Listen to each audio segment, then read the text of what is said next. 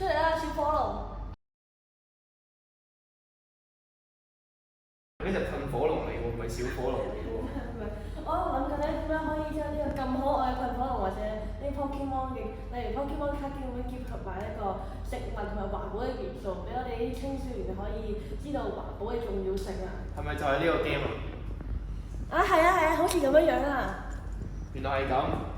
咁我哋嘅項目目的咧，就係為咗解決香港學生環保意識不足同埋缺乏持續回收習慣嘅問題。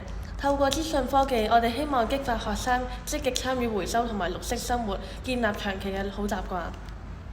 咁我哋設計咗4個主要嘅功能嘅，第一個就係掃描 QR Code，記錄每一次回收行動，為積步數嚟推動樹苗嘅成長。第三係回收地圖，方便用戶揾到附近嘅回收站。雖然地圖係用外部連接方式實現，最後就係樹苗成長同埋精靈收集。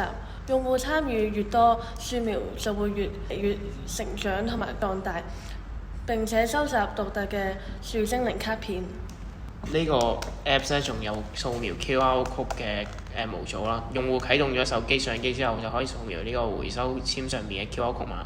當佢掃描成功之後，系統就會根據 QR Code 碼入邊嘅回收行動，咁樣就可以增加佢嘅施肥次數。咁成功施肥之後呢，自動就會翻首頁更新翻佢嘅成長狀態，咁佢就會進化。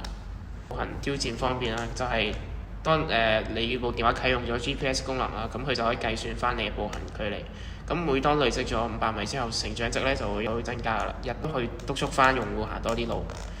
咁呢個距離咧同埋成長值咧係即時顯示嘅，鼓勵持續運動同埋呢個環保行為。咁我哋仲有個回收站地圖咯，點擊連接之後就會去到官方嘅回收站地圖。跟住去到首頁嘅部分啦，咁會顯示用戶當前嘅樹苗嘅名稱、成長階段同埋轉露嘅百分比。用戶可以透過按鈕導航，畫面會根據最新嘅數據即時更新樹苗成長嘅狀態。每當用戶成功施肥或者完成挑戰之後，都有機會獲得新卡片嘅。用戶亦都可以睇翻自己已經收集翻嘅精靈卡片。